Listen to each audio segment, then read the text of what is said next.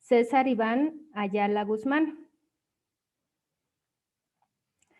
César Iván es egresado de la Licenciatura de Nutrición Humana de la Universidad Autónoma Metropolitana de la Unidad Xochimilco.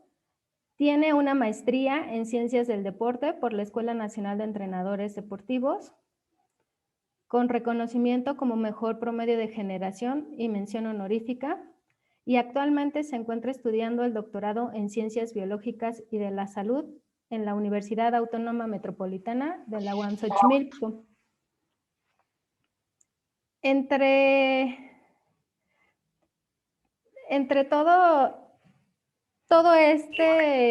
preparación que ha tenido César, tengo el gusto de conocerlo, es un gran amigo y siempre es una persona que está muy inquieta y es un investigador promedio que lo que le interesa es que la nutrición o las ciencias aplicadas al deporte tengan lo mejor de cada uno de nosotros como profesionales de la salud, y lo más importante es que podamos hacer ciencia para hacer que el deporte en nuestro país crezca. Les presento a César Iván Ayala Guzmán. Muchas gracias, Viridiana. Un saludo a todos. Ya somos 120 personas. Me parece que es una muy buena audiencia para empezar con este ciclo de conferencias. Y bueno, siempre es grato dar una plática a gente que está dispuesta a aprender. Voy a empezar a compartir mi pantalla. Espero que ya se vea. Sí. Como lo comentaron, actualmente el Laboratorio de Nutrición y Actividad Física de la UAM y el Centro de Medicina y Ciencias Aplicadas al Deporte del Comité Olímpico Mexicano tenemos un vínculo académico en el cual estamos buscando fortalecer lazos y crear espacios como este, en el cual estamos buscando promover educación y que la gente pueda tener conocimiento sobre las prácticas adecuadas de alimentación en deportistas. Entonces, vamos a empezar con este ciclo de conferencias. Al final vamos a explicar en qué consiste, las fechas de las siguientes ponencias y, bueno, el programa, cómo está constituido. Hay mucha gente conocida y seguramente les va a parecer muy atractivo cómo está organizado el ciclo de conferencias. Y bueno, como ya lo mencionaron, mi nombre es César. Para no tomar más tiempo y aprovecharlo, voy a empezar a hablar y a dar la ponencia. El tema que vamos a ver es balance energético negativo y baja disponibilidad energética en deportistas. ¿Cómo influye esto en la salud y en el rendimiento?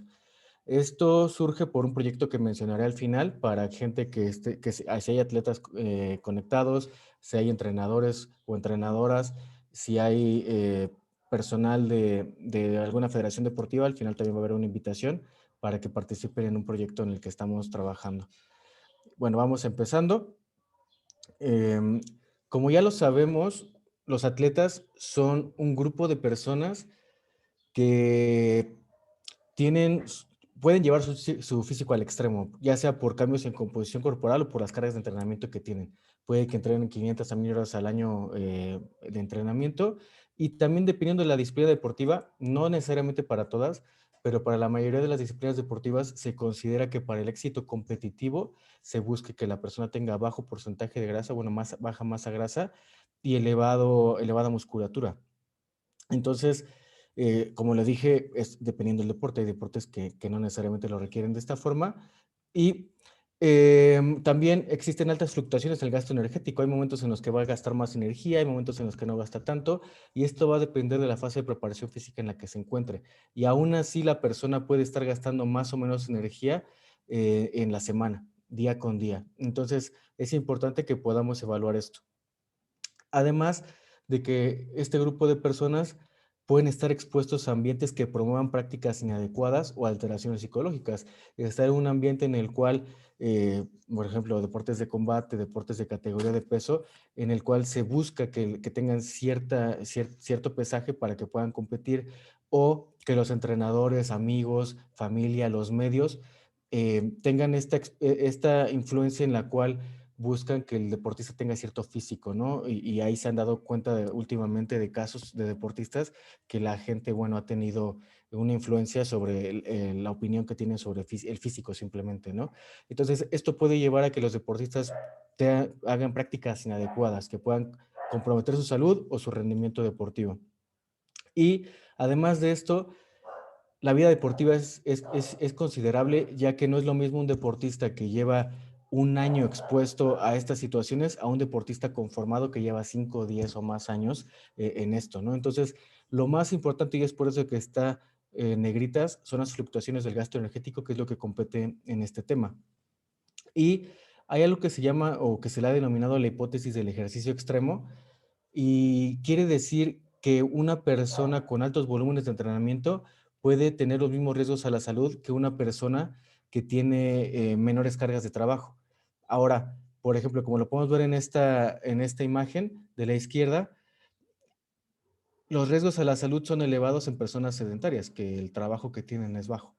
Y a medida que aumenta el trabajo, disminuyen los riesgos a la salud.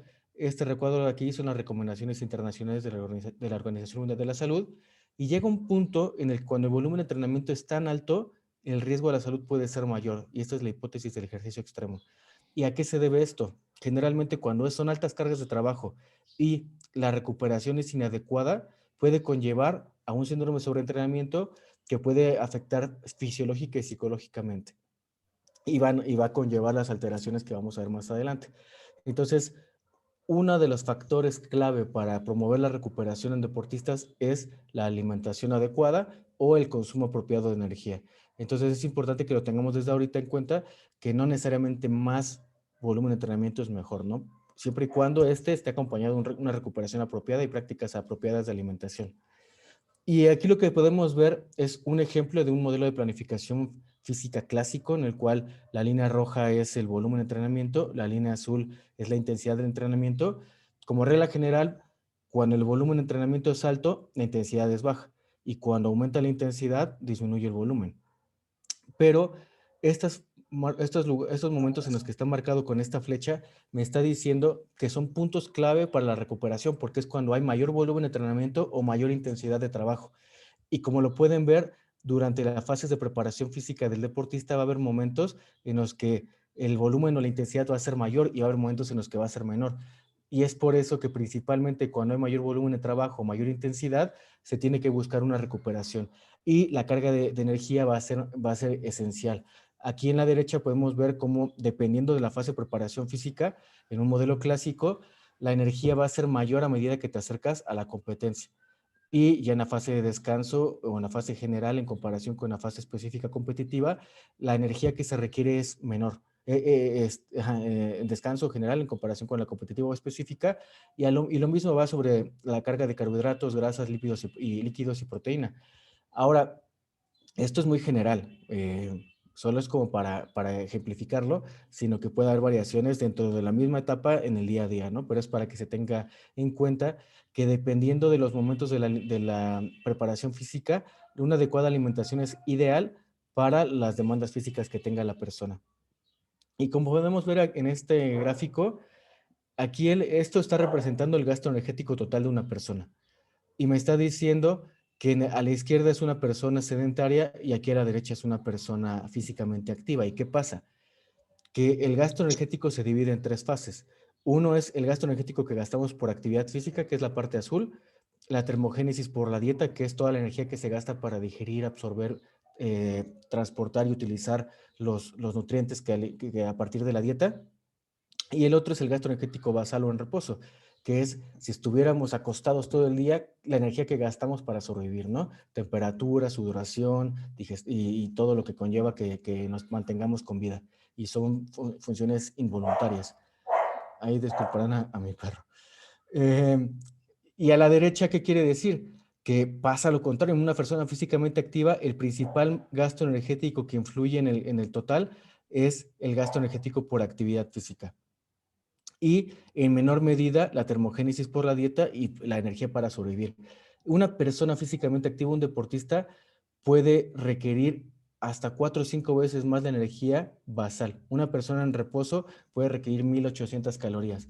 Pero por actividad física en total puede requerir 5,000 calorías.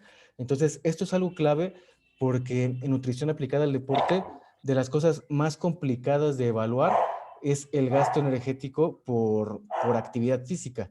No es tan complicada que te pelees con la termogénesis por la dieta o que te compliques la evaluación del gasto energético el gasto energético basal o en reposo. Lo que importa es la energía que gasta en actividad física. Ahora, la actividad física se divide en actividades relacionadas con el ejercicio, que es el entrenamiento per se, y las actividades no relacionadas con el ejercicio, ¿no? En el día a día, lo que requieres para moverte, para subir, bajar escaleras, bañarte, todas esas actividades. Entonces, ya que tenemos en cuenta esto, hay que ver que la diferencia entre el balance energético y disponibilidad energética. El balance energético, lo único que se requiere para estimarlo es conocer cuánta energía se consume en todo el día y a esa energía restarle toda la energía que se gasta en un día. Supongamos que una persona requiere 5,000 calorías y gasta 3,000, 5,000 menos 3,000 es 2,000. Ahora, la interpretación va a depender de esto. Cuando el consumo es igual que el gasto, es el balance, ¿no? Es lo mismo. Mientras que cuando se consume menos energía de la que se gasta, es un balance energético negativo, y cuando se consume más energía de la que se gasta, es un balance energético positivo. La diferencia con la disponibilidad energética es que la disponibilidad no evalúas el gasto energético de todo el día, porque es complicado de las 24 horas. Tienes que evaluar solamente de la sesión de entrenamiento, ya sea que entrenó 1 hora, 2 horas, 3 horas, 5 horas en un día, tienes que evaluar esto, ¿no? Entonces, le restas a las calorías que consumen todo el día, se le restan las calorías que gasta en la sesión de entrenamiento o las sesiones de entrenamiento, y esa diferencia se divide entre los kilogramos de masa libre de grasa, que es el peso corporal sin la grasa. Entonces, y a esto se puede clasificar en una disponibilidad energética óptima, baja subclínica o clínica. Y ahorita veremos qué significa esto. Ahora, en el 2005 el Comité Olímpico Internacional, este es un término que tal vez ya lo tienen muy en la cabeza, la triada atlética femenina. Decía, o se estableció, se precisó este término, cuando una persona una mujer presentaba irregularidades menstruales, cuando presentaba baja densidad mineral, o sea, o menor cantidad de minerales en los huesos, y consumía menos energía o tenía una baja disponibilidad energética, ya sea con o sin un trastorno alimenticio, estas tres condiciones es la triada. Entonces, cuando una mujer consumía apropiada energía, tenía un ciclo menstrual apropiado y una salud ósea adecuada, estaba en esta zona verde. Pero cuando tenía alteradas las tres, estaba en esta zona roja, y es este término, ¿no? De triada atlética femenina. Sin embargo, para el 2014 se consideró que no solamente las mujeres podían presentar alteraciones fisiológicas secundarias a un consumo deficiente de energía, sino que también los hombres pueden presentarlo. Entonces surgió el término de deficiencia energética relativa en el deporte, REDS, por sus siglas en inglés, que lo vamos a estar viendo más adelante como REDS, y son estas alteraciones fisiológicas que ocurren por consumir o tener una deficiencia energética relativa o una disponibilidad energética baja. Como ya lo vimos, la disponibilidad energética se estima al restarle al consumo energético total el gasto energético durante el entrenamiento y dividirlo entre la masa libre de grasa. Ahora, supongamos que una persona consume 3,500 calorías, pero gasta en todo un día de entrenamiento 850 calorías. A esa diferencia, que son 2,650 calorías, se divide entre la masa libre de grasa. ¿Por qué 63 aquí? Supongamos, es un ejemplo, una persona que pese 70 kilos, que tenga un 10% de grasa, ese 10% de grasa son 7 kilos. Entonces, a los 70 kilos le resta 7 kilos de grasa, entonces son 63 kilos de masa libre de grasa. Entonces, al dividir 2,650 entre los 63 kilos, da 42 calorías, perdón, por cada kilogramo de masa libre de grasa de la persona. Y esto se interpreta de la siguiente forma. Si es un hombre, arriba de 40 kilocalorías por cada kilogramo de masa libre de grasa es una disponibilidad energética óptima. En mujeres, arriba de 45. Y el punto de corte importante es una disponibilidad energética baja cuando es por debajo de 30 calorías por kilogramo de masa libre de grasa. ¿Por qué? Es decir, cuando una persona le quedan, al hacer esta operación, consume menos le quedan, perdón, 30 calorías por cada kilogramo de masa libre de grasa, y son esas calorías que le restan para el resto del día, para actividades que no son deporte, que no son entrenamiento, para sobrevivir, para simplemente moverse en el día a día. Entonces, si el 30 es el equiparable al metabolismo en reposo para sobrevivir, no se estaría considerando la energía para movimiento por actividades cotidianas. Entonces, si una persona consume menos de esto, quiere decir que no tiene la energía suficiente ni siquiera para mantenerse con vida. Entonces, lo que ocurre es que cuando una persona está en esta situación, en una baja disponibilidad energética, ocurren alteraciones fisiológicas para buscar la homeostasis, que hay un equilibrio. Entonces, ya veremos más adelante qué puede ocurrir para que la persona pueda sobrevivir. Y el Comité Olímpico Internacional ha promovido el uso de esto previo a una competencia, que si un deportista previo a una competencia está debajo de 30, no tendría que competir. En amarillo tendría que estar en este rango, 30-45, 30-40 entre hombres o mujeres. Y si se encuentra ahí, hay que tener cuidados, ¿no? Pero tal vez no, se dice subclínica porque tal vez no presenta alteraciones fisiológicas que deberemos ahorita.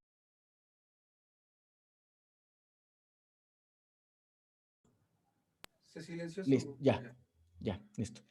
Y si está en verde, bueno, está bien. Aquí la situación es que hay deportes que requieren para una disminución de peso que esté en una baja disponibilidad energética. Un deporte de combate tiene que estar ahí y van a decirme, bueno, pero si mi deportista gana aunque esté aquí en esta situación roja. Puede suceder, pero las alteraciones fisiológicas ocurren a corto plazo en ese momento y no se sabe a largo plazo qué es lo que pueda suceder, ¿no? ¿Qué tan complicado puede estar la persona? Aunque tal vez al deportista le importe ganar la medalla en ese momento y no le importa qué le pase en 10 años, ¿no? Pero bueno, es importante que lo consideremos. Entonces, el Comité Olímpico Internacional propuso estas posibles alteraciones en la salud o en el rendimiento físico. Ahorita lo veremos más adelante con un diagrama que tengo, pero esta es la tríada, ¿no? Que es lo que antes se consideraba solamente con las mujeres. Con una baja disponibilidad energética altera la función menstrual y la salud ósea. Y hay otras alteraciones endocrinas, metabólicas, hematológicas, cómo altera gastrointestinalmente, inmunológicamente. Y esto cómo se puede representado con menor resistencia, menor fuerza, menor coordinación, con menor juicio, con una respuesta al entrenamiento deficiente. Ahorita lo vamos a ver con un poco más de detalle. Entonces, si un deportista está en una baja disponibilidad energética de forma crónica, es decir, durante mucho tiempo, esto puede conllevar a la deficiencia energética relativa en el deporte, que es el REDS, y subsecuentemente alterar la salud y el rendimiento físico de la persona. Ahora, ¿qué tan probable es que nos encontremos esto en un deportista? Con base en estudios se ha encontrado que lo puedes encontrar en el 6 al 90% de deportistas. Es decir, puedes encontrarlo, de cada 10 deportistas, 9 pueden tenerlo. Esta situación puede estar más presente en mujeres que en hombres. Es más probable que se presente en deportes de resistencia que en otro tipo de deportes y va a depender o va a ser diferente la proporción con base en la fase de preparación física del deportista. En la fase preparatoria, competitiva y transitoria, si se pueden dar cuenta, la mayor proporción de esta situación se encuentra en la fase competitiva. Y es ahí donde tendrías que tener la energía adecuada para competir. Entonces, esto es algo clave, ¿no? Que va a depender de la fase de preparación y también va a depender de la disciplina deportiva. No es lo mismo la proporción que te encuentras en soccer, 33% contra el ciclismo, que es un deporte de resistencia en una fase competitiva.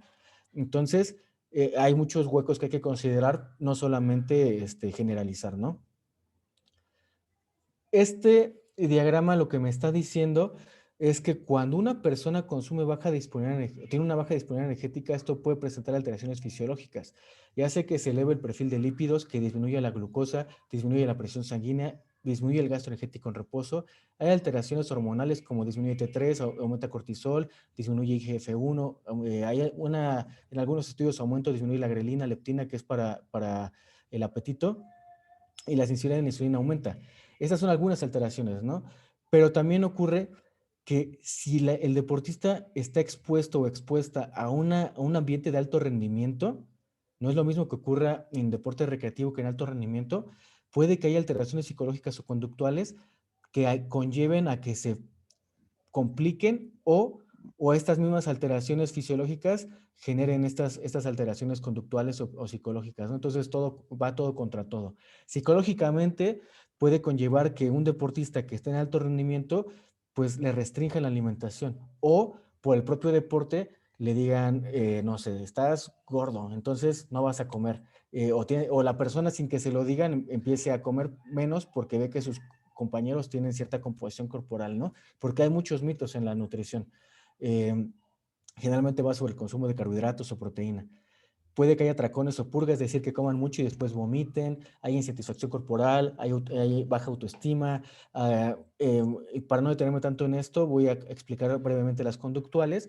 Va a haber menor concentración, menor respuesta al entrenamiento, va a haber mayor riesgo de lesiones. Y esto se va a ver explicado, se va a ver más bien en el deportista por un menor rendimiento cognitivo, por menor salud cardiovascular, por menor salud ósea, porque también tiene mayor riesgo de fracturas, tiene alteraciones gastrointestinales, tiene menor salud reproductiva, ya sea porque la persona presenta menorrea, es decir, que no menstrua, o en el caso de hombres, deficiencia de testosterona, que se considera como un hipogonadismo relacionado con el ejercicio, y pues la respuesta inmune, ¿no? También tiene mayor tasa de lesiones o mayor probabilidad de presentar enfermedades, principalmente respiratorias, de la vía respiratoria superior, y esto puede conllevar a que el atleta deje de entrenar, y pues el dejar de entrenar puede afectar su rendimiento. Y ahí afecta más cuando son enfermedades que lo separan del entrenamiento por más de 22 días. Y aquí lo que puedo ejemplificar, o lo que quiero ejemplificar, es cómo son las relaciones que hay entre una persona que realiza ejercicio, que el simple hecho de que realice ejercicio ya genera estrés metabólico. Y si está aunado a una recuperación deficiente, esto puede conllevar a un síndrome de sobreentrenamiento. Entrenas mucho y te recuperas inadecuadamente. Ahorita sigo sobre esta línea. El propio ejercicio va a promover que haya mayor requerimiento energético y nutrimental. Y esto va a conllevar a que tal vez a lo que la consuma la persona, ¿no? Hay personas que tienen más hambre porque tienen más requerimientos, pero puede que consuman menos y esto genere una baja disponibilidad energética o un balance energético negativo. Y se puede ver también por trastornos de la conducta alimentaria, ¿no? Si hay anorexia, hay bulimia, puede que esto conlleve a que la persona consuma menos energía y eso lo lleve hacia un balance energético negativo.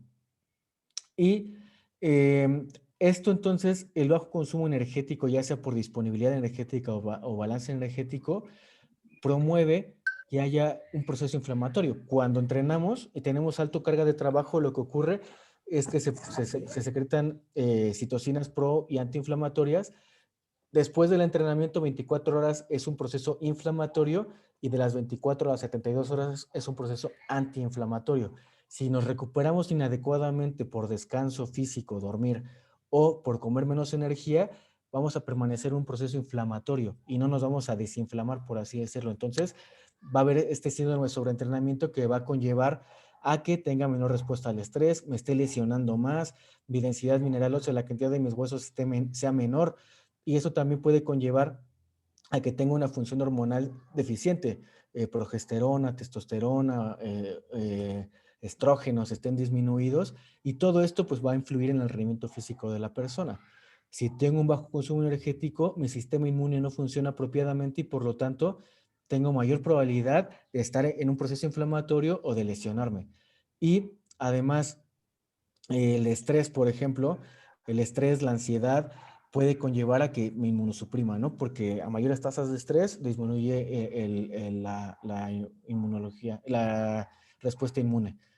Si yo tengo un bajo consumo energético, voy a estar perdiendo masa muscular y al perder la masa muscular también puede perder la función, lo cual va a influir en mi respuesta al estrés y en mi rendimiento físico.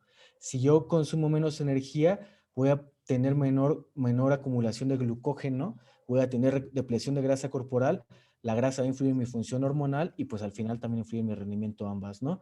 Entonces, y la última, para no detenerme tanto en esto, es la deficiencia, alteraciones metabólicas, por ejemplo, la deficiencia de hierro puede conllevar a una anemia, lo cual puede influir en que responda menos al estrés físico por entrenamiento, a que afecte mi densidad mineral ósea y mi función hormonal sexual. Y todo esto influye en el rendimiento.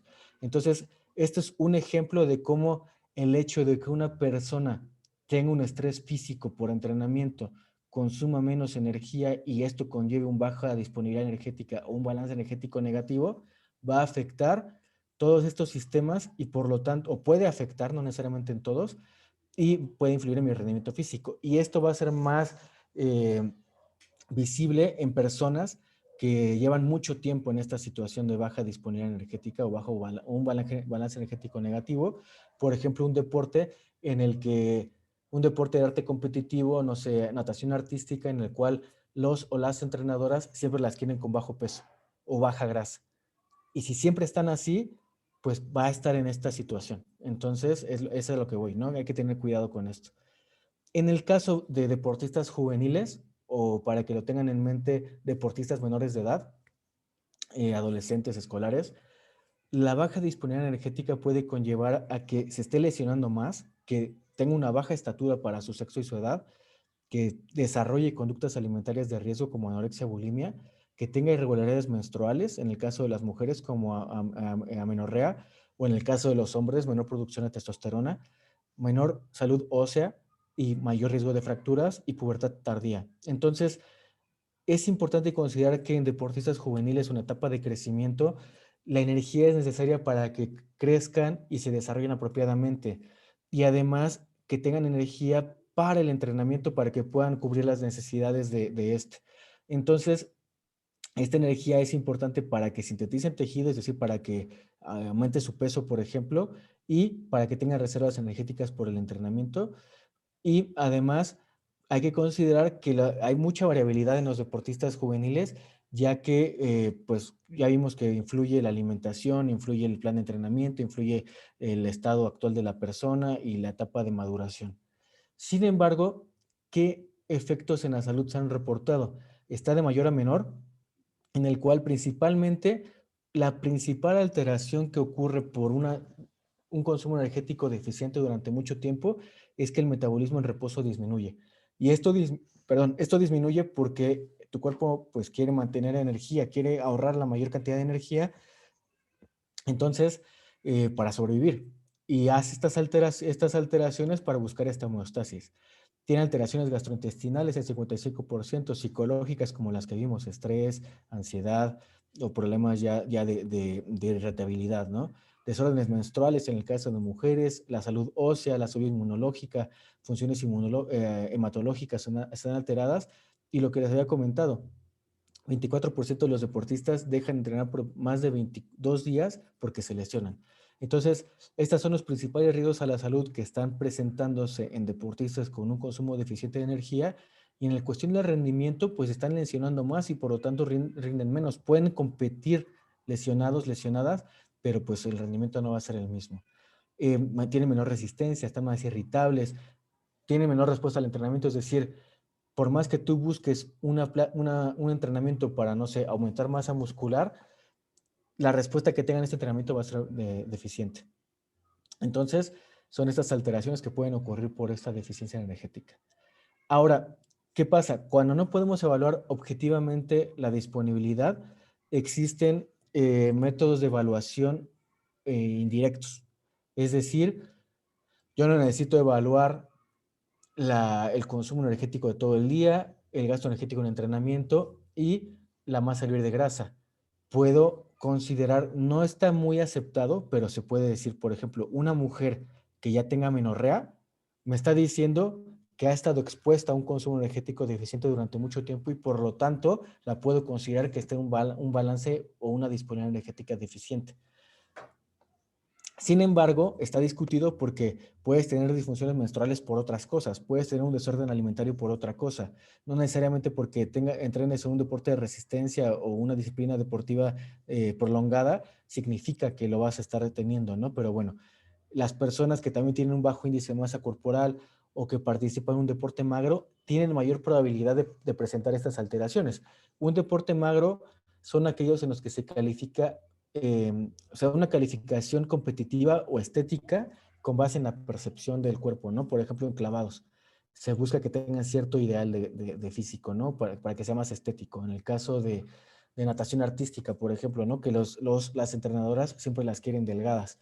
Entonces, estos deportes pueden estar con mayor riesgo a tener un desorden alimentario, a consumir menos energía por las mismas características del deporte. Ahora, ¿qué relación hay entre el balance y la disponibilidad? Si una persona mantiene su peso corporal, se puede considerar que está en un balance energético, ¿no? Porque está consumiendo la energía que está gastando. Pero si una persona puede presentar baja disponibilidad energética mientras se encuentra en un balance energético. Y esto suena medio raro, ¿no? Medio contradictorio, perdón. Que me están diciendo, o sea, tengo balance energético, pero a la vez tengo baja disponibilidad. Y sí, ¿por qué? Porque el cuerpo busca adaptaciones fisiológicas para gastar menos energía y no voy a bajar de peso. El cuerpo disminuye mi metabolismo en reposo para que no gaste tanta energía en eso. En mi cuerpo eh, detiene la menstruación para no gastar energía en ese proceso. Entonces, no estoy bajando de peso, mi peso se mantiene, pero estoy en una situación clínica secundaria a que estoy consumiendo menos energía de la que requiero porque mi cuerpo está buscando esa homeostasis. Entonces, hay que considerar que esto es un proceso dinámico porque hay muchos factores que influyen en esta situación, tanto en el consumo como en el gasto. Por ejemplo, en el consumo no solamente son las calorías totales que consume una persona, sino es de dónde la consume. No es lo mismo, el mismo efecto termogénico que voy a tener cuando consumo más carbohidratos o menos carbohidratos, más proteína o menos proteína, consumo fibra o no consumo fibra. Entonces, ¿de qué alimentos está viniendo esto? Si son densamente energéticos o no. El tiempo y el tipo de alimento que consumo en el antes, durante y después del entrenamiento va a influir en esto, ¿no? Entonces, hay que considerar hasta las cuestiones hormonales de apetito para el consumo. Y en el cuestión del gasto, el tipo, la duración, la intensidad del entrenamiento va a influir en cuánta energía gasta una persona. Si mi metabolismo en reposo es tal o las actividades de la día a diaria es tal, para bañarme, para subir escaleras, bajar escaleras, eso influye directamente en mi gasto energético total o en mi gasto energético de solamente una sesión de entrenamiento como lo vimos aquí con el tipo, duración e intensidad. No es lo mismo el mismo gasto que va a tener alguien que pese 100 kilos que alguien que pese 50 kilos y que de esos 100 kilos 30% sea grasa o alguien que tenga 10% de grasa de esos 100 kilos. Entonces la composición corporal también influye. Si lo ven, es algo muy variable, ¿no? Entonces puede haber fluctuaciones en el gasto energético en el día a día. Entonces, a pesar de que a partir del 2014 y con su actualización en el 2018, el Comité Olímpico Internacional ha buscado que se reconozca esta situación como un síndrome. Todavía no está completamente aceptado porque falta más investigación, ¿no? Sí, y lo principal es que no hay un protocolo estandarizado para evaluar la disponibilidad energética. Cada investigador lo evalúa como quiere o con lo que quiere, con lo que tiene en el acceso. Entonces, para entrar a esto y aterrizarlo con deportistas mexicanos y que tengan una idea de lo que estamos haciendo en el comité y en la UAM, eh, está esta imagen para que recuerden que la diferencia entre balance y disponibilidad energética. Y para la disponibilidad energética recuerden que es el consumo energético de todo el día menos el gasto energético solamente de la sesión o las sesiones de entrenamiento, y esto se divide entre la masa libre de grasa, que es un indicador de la composición corporal. Entonces, hay muchas formas para evaluar el gasto energético. Están métodos agua donante marcada, calometría directa, indirecta, celometría, que son estos que podemos ver acá. Los principales son más caros y se requieren conocimientos específicos. Por ejemplo, el agua doblemente marcada no va a dar el gasto energético de la sesión de entrenamiento, sino solamente de todo el día. Y se requieren conocimientos, se requiere hasta dinero, ¿no? Para comprar un calorímetro que te cueste 300,000 pesos. Entonces, y saber ocuparlo y saber interpretarlo. Entonces, por eso cada equipo de investigación ocupa lo que tiene a la mano, ¿no?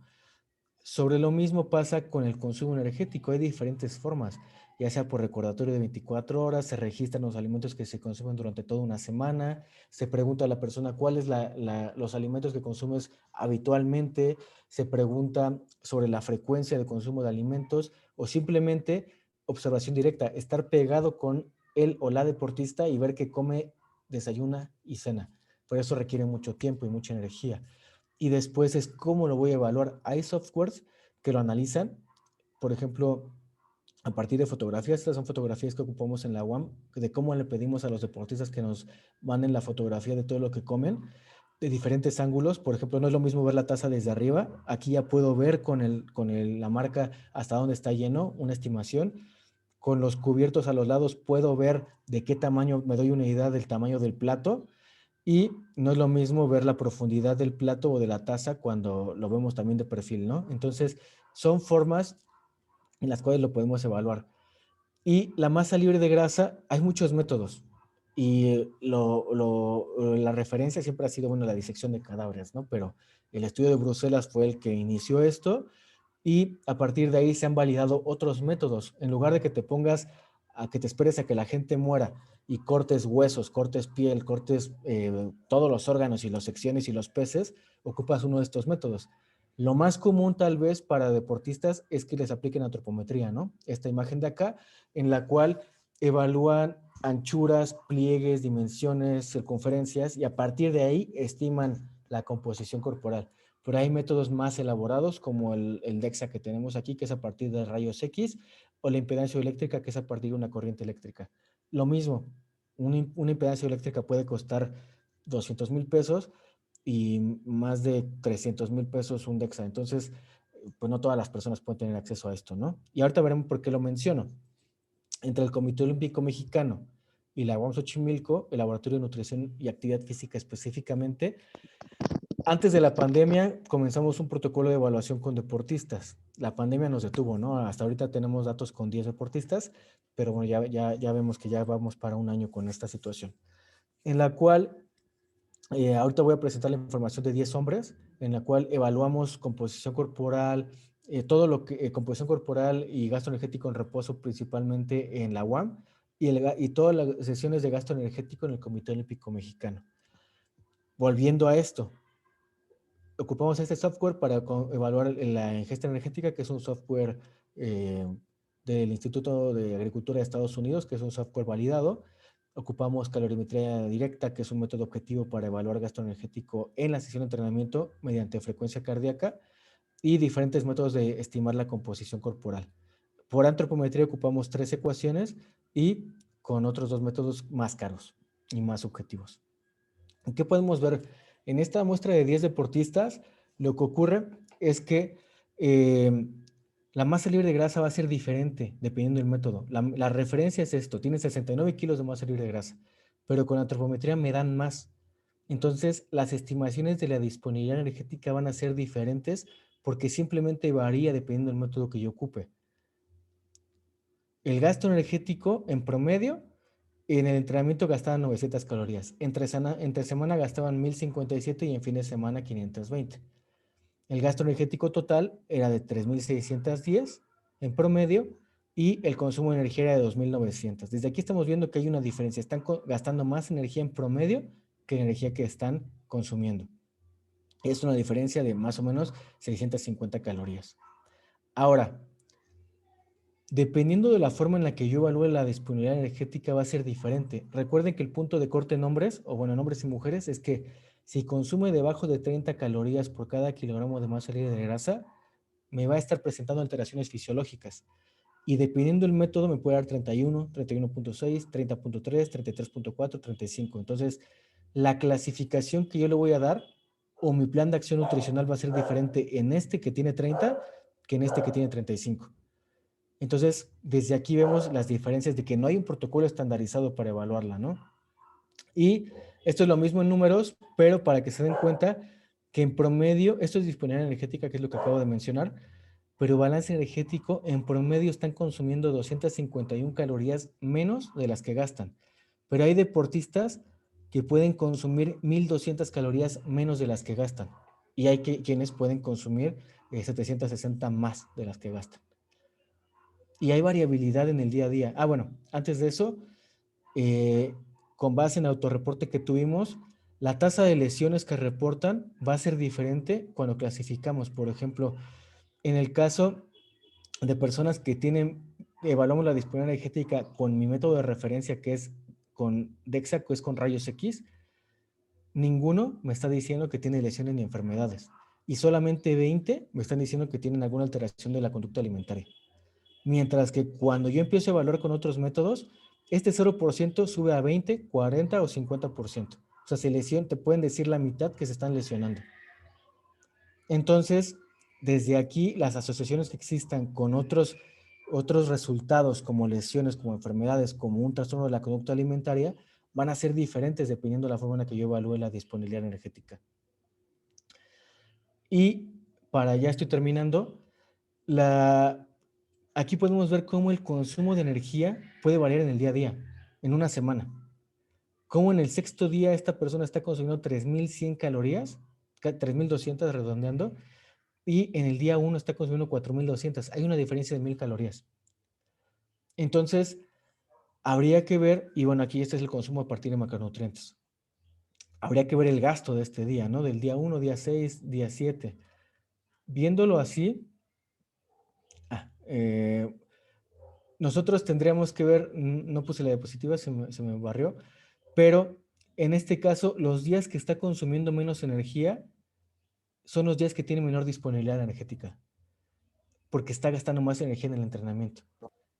Entonces, pero hay días que puede consumir 4.200 y también tiene baja disponibilidad energética porque el entrenamiento es diferente. Entonces, hay que ver qué es lo que está pasando en el día a día para ver cómo intervenir los días que el gasto energético por entrenamiento va a ser mayor y los días que el consumo energético va a ser menor. Entonces, no es, si damos un plan de entrenamiento, por ejemplo, aquí la energía que consume son 3.700 calorías y yo le doy 3.700 para toda la semana. El día 6 voy a estar consumiendo 600 calorías menos. Pero el día 1 necesito 500 calorías más. Entonces va por ahí la cosa, ¿no? Que hay que estar evaluando en el día a día.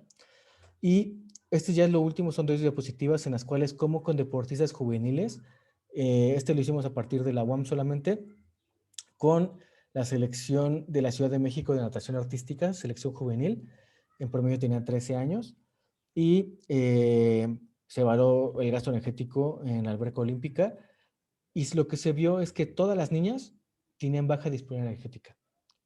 Su clínica 28% y clínica 71%, pero son niñas menores de edad, en promedio 13 años. Tenían entre 12, creo que 11 años, 11 a 16, 17 años.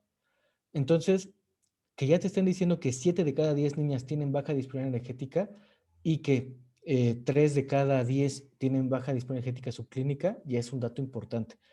Y todas las niñas tenían riesgo de un trastorno de la conducta alimentaria. 8 de cada 10 tenían ya conductas que son indicativas de un trastorno de la conducta alimentaria y 2 de cada 10 bajo riesgo, pero aún así lo tienen. Algo que no puse aquí porque no hubo asociación significativa estadísticamente es que las niñas que tenían menor disponibilidad energética y que tenían mayores conductas alimentarias de riesgo eran aquellas que tenían la salud de sus huesos, la cantidad de minerales en sus huesos era menor para su sexo y su edad. Es decir, que ya siendo deportistas juveniles, el riesgo de fracturas es mayor. Si están en esa situación y se hacen atletas conformadas y pasan esas situaciones durante 5 o 10 años más, la densidad mineral ósea que tengan cuando sean adultas puede ser de la de alguien de 65 años. Y eso lo hemos visto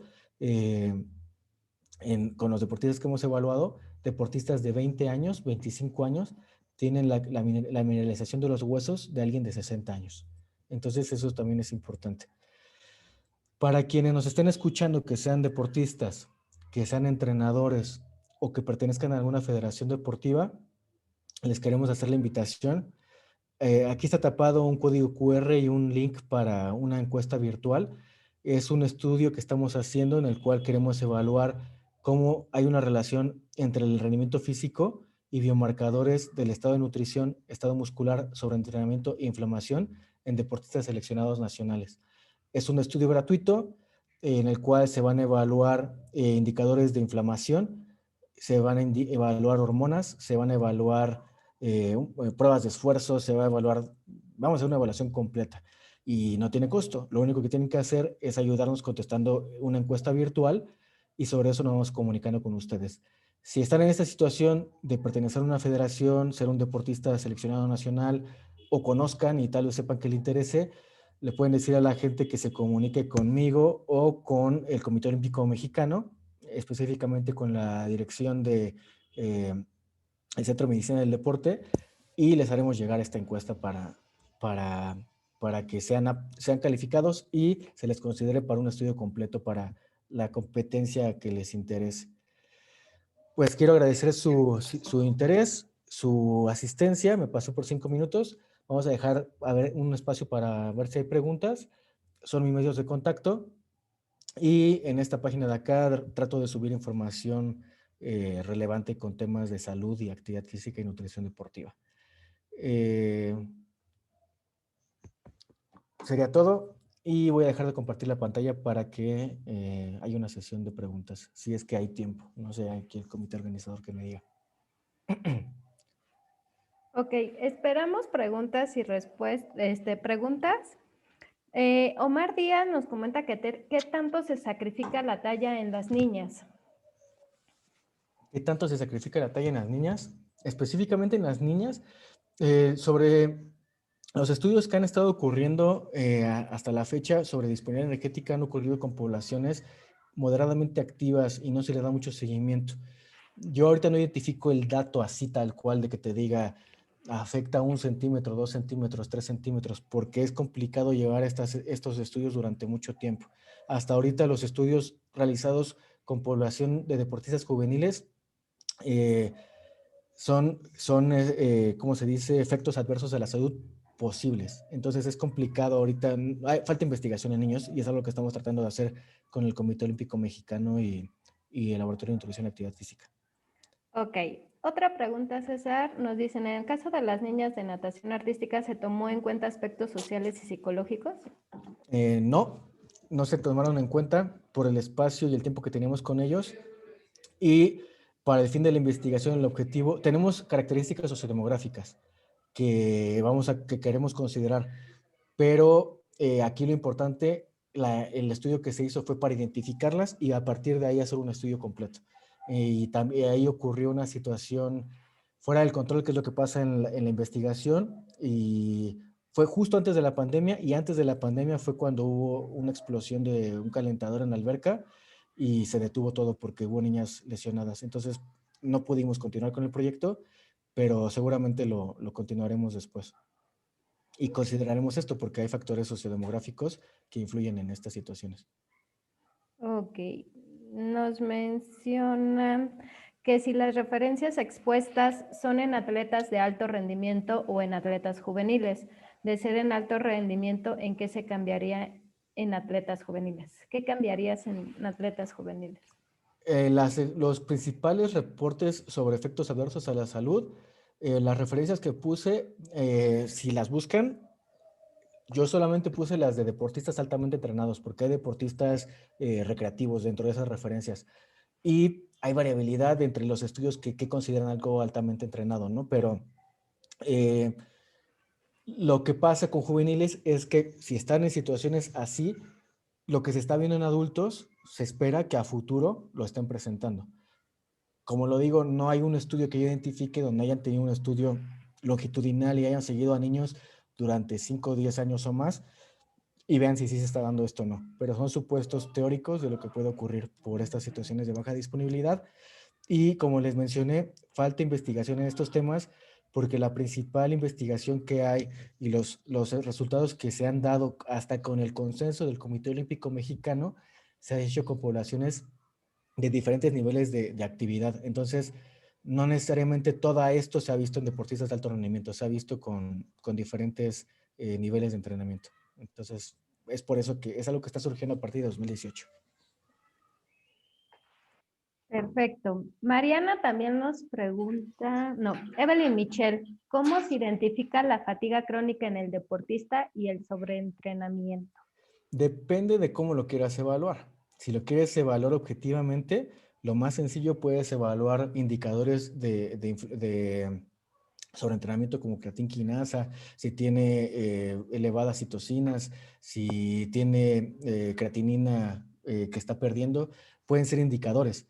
Pero si no tienes los recursos o el tiempo, puedes ocupar cuestionarios de sobreentrenamiento yo identifico algunos, ahorita no recuerdo exactamente los nombres, si mandas un correo te mando los cuestionarios que tengo y con base en preguntas no es necesario que ocupes una muestra de sangre y puedes identificar esto, ¿no? Y principalmente se enfocan en si la persona está lesionando, si cuando se despierta después de un entrenamiento se despierta cansado o cansada, si rinde menos el entrenamiento, cuánto tiempo le duran las lesiones, son ese tipo de preguntas las que se hacen. Ok, perfecto. Y sí sería bueno el que compartieran, tal vez es usted, César, porque hay mucha desinformación, ¿no? Hay veces que piensan que solamente podemos buscar datos de fatiga o de sobreentrenamiento en el laboratorio, pero con un pequeño test que nosotros estemos realizando día a día a los atletas, podríamos darnos cuenta de esta fatiga o de este sobreentrenamiento. Y como comercial, sobre estos test, se ha reportado que hay variaciones con base en experiencia deportiva. O sea que la validez de estos cuestionarios son más aplicables en deportistas de alto rendimiento o no, porque está representando fatiga crónica o aguda, ¿no? La aguda es de solamente terminó la sesión y tengo sobreentrenamiento o tengo fatiga ahorita o ya llevo mucho tiempo así. Y como comercial, estamos buscando eso. Con uno de los muchos objetivos que queremos con esta investigación entre el Comité Olímpico y la UAM es que identifiquemos preguntas que se asocien con estos indicadores para que ya solamente nos enfoquemos a preguntar eso. Y ya. Pero bueno, ya veremos cómo nos trata la vida. Ok. Verónica Baltasar nos pregunta, en el caso de cálculo de proteínas de gramo por kilogramo de peso, ¿sería mejor calcular el gramo por kilogramo de masa libre de grasa? No, o sea, sí y no, porque las recomendaciones, los que se han hecho hasta por kilogramo de hidratos de carbono, hasta de cualquier nutriente, generalmente van sobre el kilogramo de peso total. Es una forma de ajustar y hacer diferencias del sexo, ¿no? Porque las mujeres pesan más que los hombres, por ejemplo. Es complicado que te encuentres una referencia sobre kilogramo de masa libre de grasa porque lo que se busca es que sea una evaluación práctica, sencilla y rápida. Si tú separas y quieres una evaluación a partir de masa libre de grasa, va a diferir simplemente si evalúas con antropometría, impedancia o DEXA. Entonces, no le vas a dar la misma cantidad si lo evaluaste hoy con antropometría y mañana con DEXA. Entonces, como está esa limitación en el trabajo de día a día, es por eso que lo sencillo es con el peso corporal total y listo. Ok. Néstor nos pregunta que cuál sería la edad indicada para desarrollar la parte de los entrenamientos y alimentos en lo que es la natación artística. Eso, si se esperan, justo son los temas que se van a estar abordando en el ciclo de conferencias. Y hay un tema específico para deportes acuáticos. Y hay otro tema específico para, ¿cómo se llama? Perdón, planificación, el desarrollo de habilidades en niños. Si quieren, ahorita comparto mientras si quieren. Si quieres, puedes ir compartiendo el cartel, César, del resto de las conferencias que vamos a tener. Y te voy haciendo, hay 2 preguntas más, pero bueno, no hay muchísimas Sí. más. Claro. Aldo González nos pregunta, viendo los métodos que se presentan y teniendo el conocimiento de las fórmulas para composición corporal específico para niños del mismo laboratorio, ¿por qué no se comparó con dicha fórmula o si tienen los datos cuánto varía? ¿Me la puedes repetir? Es que estaba abriendo el archivo y soy hombre y no puedo hacer muchas cosas a la vez. Sí. Viendo los métodos que presentan y teniendo el conocimiento de las fórmulas para composición corporal específico para niños del mismo laboratorio, ¿por qué no se comparó con dicha fórmula o si se tienen los datos cuánto varía? Ah, ya. Hasta ahorita no. Un, un proyecto que tuve en un muy breve paso que tuve en CONADE era identificar la ecuación de predicción a partir de antropometría que mejor se ajustara con deportistas seleccionados nacionales. Sin embargo, faltó trabajo ahí y bueno, ya no estoy ahí. Entonces, desde ahí encontramos una que era la menos peor, pero aún así no era muy buena. Queríamos desarrollar una, que es uno de los muchos objetivos que tenemos con la investigación ahorita con el Comité Olímpico, y con niños tenemos una ecuación desarrollada en el Laboratorio de Nutrición y Actividad Física. Yo no colaboré en el desarrollo de esa, pero se hizo una ecuación específica para mexicanos, escolares y adolescentes. Sin embargo, no fue hecha con deportistas. Entonces, hasta ahorita nosotros, los estudios que reporté, solamente los reportamos con el DEXA. Es para evitar esa variabilidad, lo reportamos con el DEXA. A futuro, como les digo, se detuvo la investigación justo por eso, la situación fuera de control del equipo de investigación. Después consideraremos este tipo de cosas.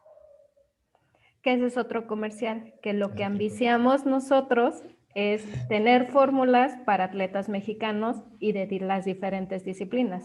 Sí, Por eso la importancia de que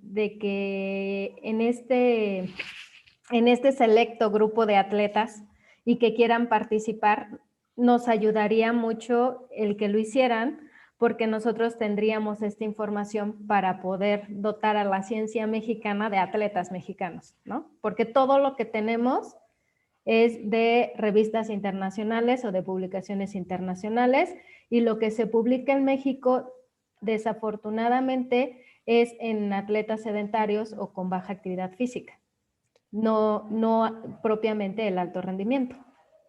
Y la otra, también agregando lo que dijo la doctora Viridiana, estas ecuaciones son específicas de la población con la que se ocuparon. Entonces, si no fueron desarrolladas con mexicanos, desde ahí no es aplicable. Y hay factores que influyen como la etapa de preparación física, la experiencia deportiva, el sexo, la edad.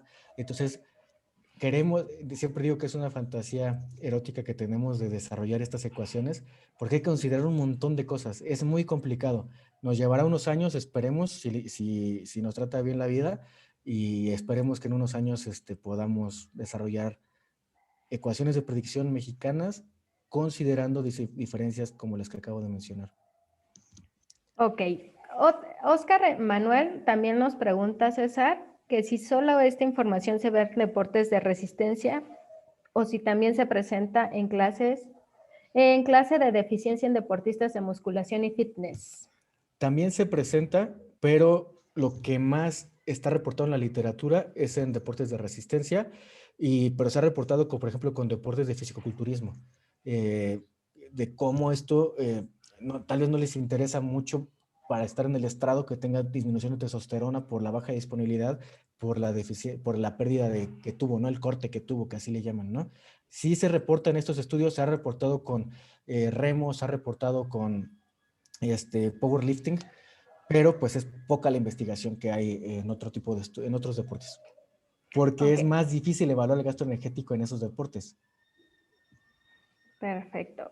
María Fernanda nos pregunta que si existen pruebas psicométricas para evaluar a menores de edad que practican deportes o si son pruebas generales. Psicométricas, dependiendo qué es lo que quieras encontrar, va a haber, ahorita que lo ponga, va a haber un tema específico sobre psicología para trastornos de conducta alimentaria en deportistas juveniles, y hay cuestionarios. Lo mismo, si me mandas un correo, te respondo con los que tengo para no alargar más la respuesta. Ok. Pero todo tiene que ser validado con mexicanos. Exacto. Abigail nos comenta, bueno, nos agradece, muy buena información. Y si no somos ahora deportistas de alto rendimiento, pero lo fuimos y aún realizamos ejercicio, pero ya no del mismo modo, ¿podemos entrar en la encuesta o estudio? Es que ahorita lo que nos interesa es ver cómo influyen estas altas cargas de trabajo sobre estos indicadores que los mencioné. Por ahora, no. Pensaremos en abrir algo para deportistas, para el retiro deportivo, que esa es otra, ¿no? Que ese es otro, que no hay educación para el retiro deportivo y presentan un montón de alteraciones por lo mismo. Sí, muchísimas enfermedades o complicaciones cuando la gente se retira, ¿no?, de la actividad.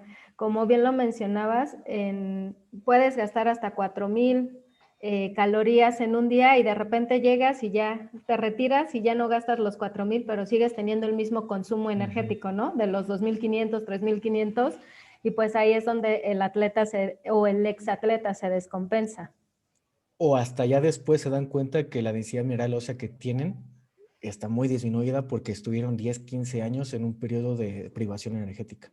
Ese también Sí, es... a mí en mi práctica profesional he llegado a ver, por ejemplo, radiografías de niños entre los 8 y los 14 o 16 años, y parecen sus huesos desmineralizados como si fueran de una persona de 60 o 80 años. Realmente es que el déficit energético es mayor y serían otras pláticas que tendríamos que organizar porque en la etapa infantil también hay mucha privación de algunos alimentos en algunos deportes y esto también ocasiona la desmineralización. Esto lo comento, por ejemplo, a mí me tocó en la práctica ver a un deportista que tenía 6, 8 años y tuvo una fractura en los metacarpianos, pero nunca se dio cuenta, ¿no? Él lo tomó como un golpe normal del entrenamiento hasta que no mandamos a hacer la radiografía y nos percatamos de esto.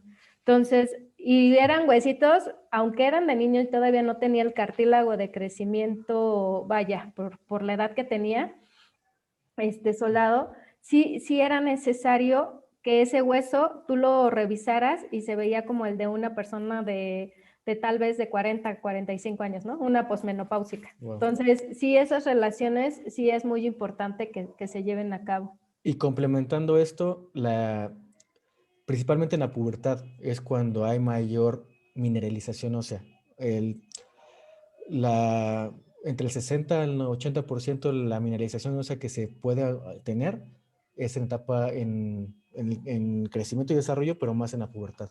Entonces, si en esas etapas es cuando están teniendo baja densidad mineral ósea, imagínense qué va a pasar a futuro, que es lo que estamos mencionando ahorita. Exacto. Eric Saúl nos dice, respecto a tu experiencia para calcular masa libre de grasa, ¿qué es más específico para la fórmula antropométrica o bioimpedancia? La fórmula, antropometría o bioimpedancia. Si eres fifí y tienes una impedancia eléctrica, pues aunque tengas la Omron de 2,000 pesos, va, ¿no? De que trabajes con antropometría, que trabajes con esa báscula, aunque tiene error, siempre vas a trabajar con el error de la báscula. En antropometría yo recomiendo más que mientras no haya una ecuación específica para mexicanos, se ocupen datos crudos como sumatoria de pliegues o algo así, ¿no? Pero si tu pregunta es ¿cuál ecuación?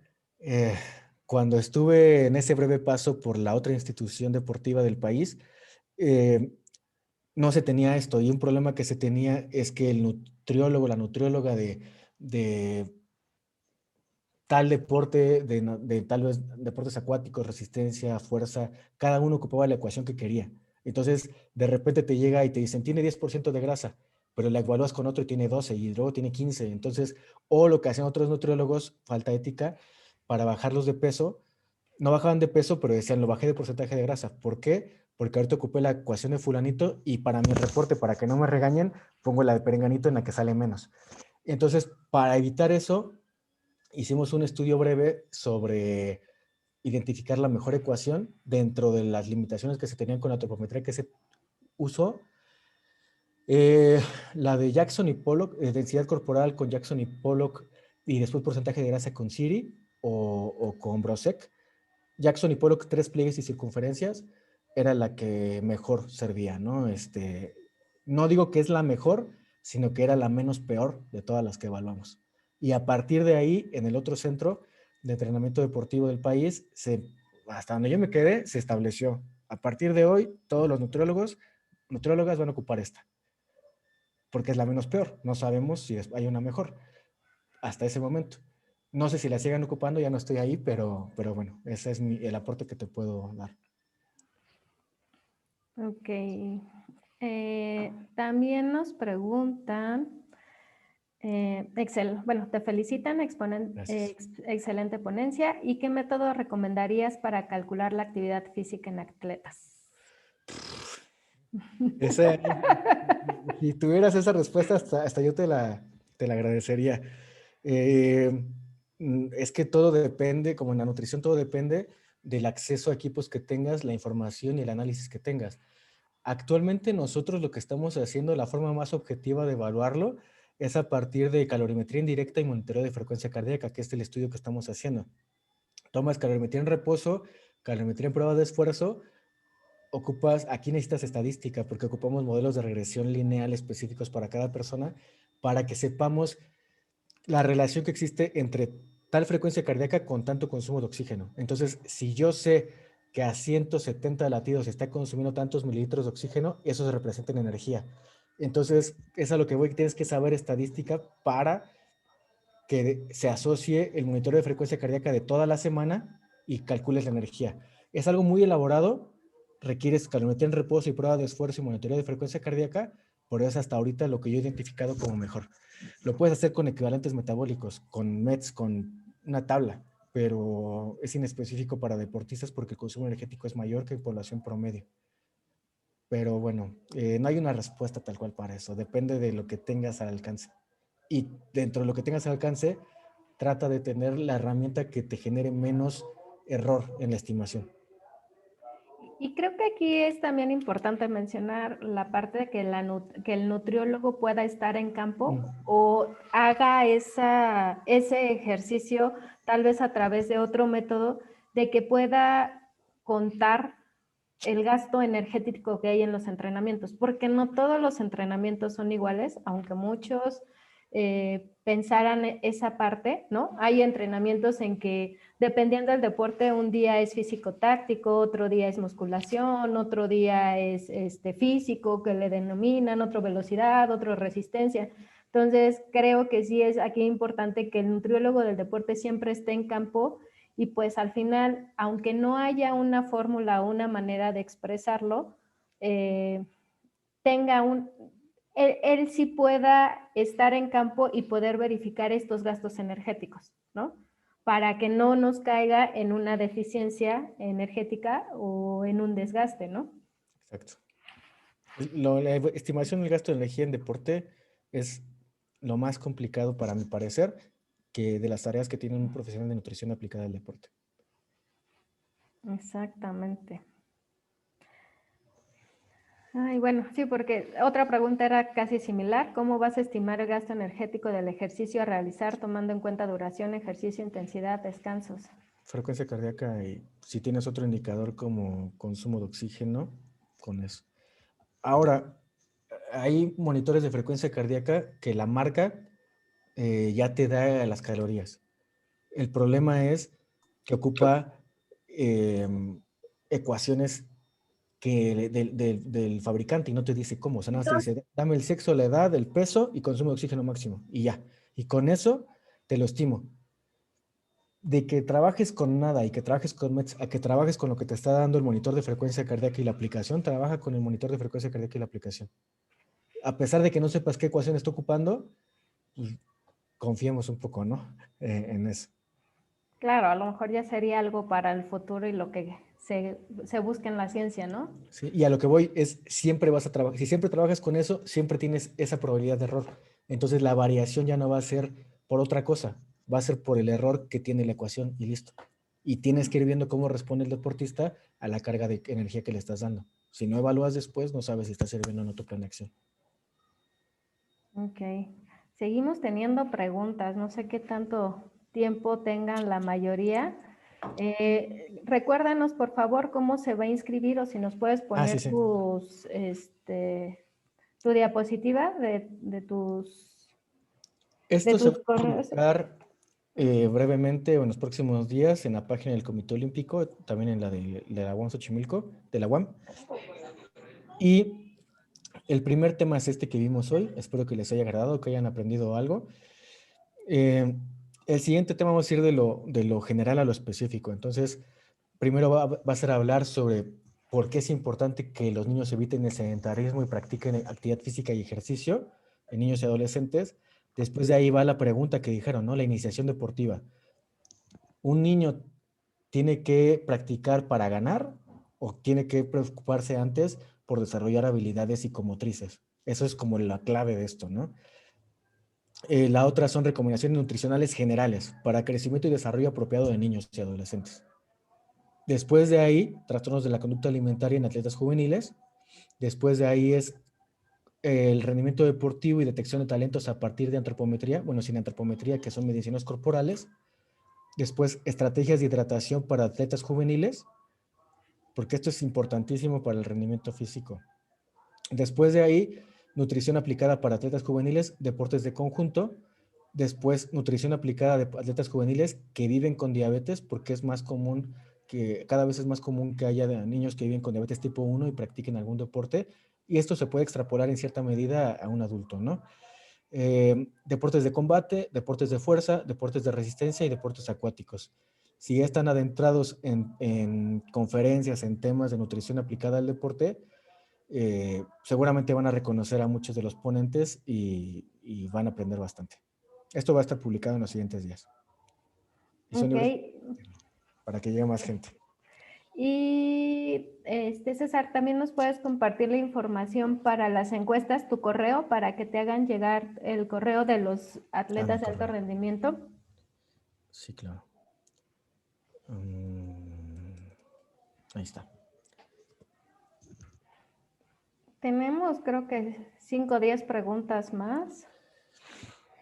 Yo tengo tiempo, si quieren. Si no, pues que me la manden por correo y si tengo tiempo las contesto. Ok.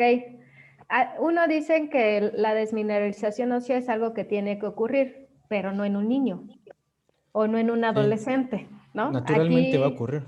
Ujú. es algo que lo vas a hacer a lo largo de los años, pero que no tendría que necesariamente ocurrir antes de los 30 años. Ahora, antes de, o sea, sí y no.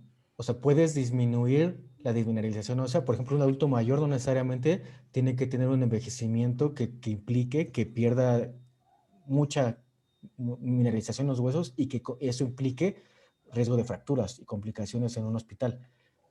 Sí se disminuye, pero el entrenamiento y la alimentación apropiados en el transcurso de la vida eh, promueven a que esta pérdida natural sea de menor o en menor grado. Entonces sí, pero se puede Claro, retrasar con un un poco. adecuado seguimiento tú retrasas todo este Sí, desgaste. sí, sí, sí. Pregunta María de Los Ángeles si tienes investigaciones sobre CNP o nutrigenómica asociados a atletas, como se está realizando en otros países para activación o inhibición de genes para mejorar variables como rendimiento, velocidad y fuerza. No, no tengo investigación de eso. Aparte, este es Y dopaje. aparte, en alto rendimiento puede ser dopaje. Y las investigaciones que yo he leído hasta ahorita es que falta mucha evidencia científica para asegurar que la nutrigenómica influye en el rendimiento físico de atletas altamente entrenados. Entonces, si tienes un issue con eso que acabo de decir, me escribes, te mando el artículo, los artículos científicos que lo avalan y listo. Ok. Te dicen que si para posteriores investigaciones que vayas a realizar, que sí sería bueno que realizaras o el comentario hacia los deportistas de alto rendimiento que ya están retirados. Sí, pero pues somos poquita la gente que estamos interesadas en el deporte y la investigación y no se puede hacer todo. Ya veremos cómo va pasando esto. Bueno, nos dejan los correos para que tengan mayor información. Y perdón, es importante que sepan todos y todas que la constancia curricular que se va a obtener al final de las conferencias, ustedes necesitan, si entran a las sesiones a partir del correo electrónico al que le está llegando la invitación, se va a estar registrando su asistencia. Y al final va a haber un cuestionario breve en el cual 2, 3 preguntas por cada ponente de lo más importante para que no va a ser un examen complicado, no va a ser como un ingreso a la universidad, solamente como lo más importante de cada tema y listo, ¿no? Solamente así vamos a poder brindar las constancias a la gente que participe en las conferencias y que entren a todas. Entonces, para que después no haya sorpresas sobre esto. Exacto. Bueno, César, es un gusto que hayas estado con nosotros. El Comité Olímpico Mexicano agradece tu valiosa y desinteresada colaboración al maestro César Iván Ayala Guzmán por su apoyo durante este periodo de contingencia ocasionado por la pandemia, realizando actividades conjuntas con el Comité Olímpico Mexicano, apoyando a nuestros deportistas y población en general. Este es firmado por el licenciado Carlos Padilla y de la misma manera te hacemos llegar tu constancia de participación en el cual el Centro de Medicina y Ciencias Aplicadas al Deporte, el Dr. Jack Rowe, del Comité Olímpico Mexicano y el Laboratorio de Nutrición y Actividad Física de la Universidad Autónoma Metropolitana Unidad Xochimilco, otorga la presente constancia a César Iván Ayala Guzmán por su participación como ponente con el tema Balance energético negativo y baja disponibilidad energética, implicaciones en la salud y rendimiento deportivo de atletas, en el ciclo de conferencias sobre nutrición aplicada al deporte juvenil, celebrado del 4 de marzo al 20 de mayo en la Ciudad de México. Firmamos una servidora, la doctora Viridiana, y el doctor Luis Ortiz, que es responsable del Laboratorio de Nutrición y Actividad Física de la UAM Xochimilco. Muchas gracias. Pues muchísimas gracias a ti. Veo que están Gracias por escribiendo impulsar. correos. Me preocupa un poco que crean que les voy, o sea, si es porque yo les mando la información, creo que es más fácil que yo lo que acabo de decir, yo se lo comparto al comité organizador del evento y que por medio de un mail a todos, creo que ya tienen el mail de todos, le llegue. Y creo que es más fácil porque va a estar complicadísimo que le mande un correo a cada persona. Exactamente. Y más yo creo que como, ¿sabes también qué duda había en que cómo se iba a pasar la lista para las constancias? Entonces Es por eso. empezaron a preguntar y por eso fue que muchos pusieron, como dijiste que hacia el correo, me Ya. imagino que todos están mandando sus correos para que les tomemos su asistencia. Sí, hasta donde yo sé, con que ingresen a la sesión con el correo al que mandaron el mail, con eso basta y al final ya se hará la evaluación, nada más. Pues Qué bueno que les muchísimas gustó. gracias, César. Muchas felicitaciones. Y se Y subirá pues, al Facebook del Comité Olímpico, es que están preguntando. perfecto. Sí. Y de ahí lo vamos a compartir a diferentes, digo, en este caso creo que por la UAM también lo vas a compartir. Entonces, vamos a darle este impulso a la ciencia. Como dice César, son muy pocos los investigadores que quieren hacer investigación y más en el deporte. Y pues quien quiera, pues que se sume a nosotros para poder hacer este proyecto, ¿no? Sí. Muchas gracias por la invitación. Espero que lo hayan aprovechado y seguramente será muy productivo que entren a todas las demás e inviten a sus conocidos. Exactamente. Bueno, gracias por su asistencia. El Comité Olímpico Mexicano les agradece su asistencia y cualquier duda o pregunta, igual que nos lo hagan llegar al mismo correo donde fueron registrados para nosotros ir resolviendo las dudas. Gracias y nos vemos la siguiente semana. Hasta luego. Hasta luego.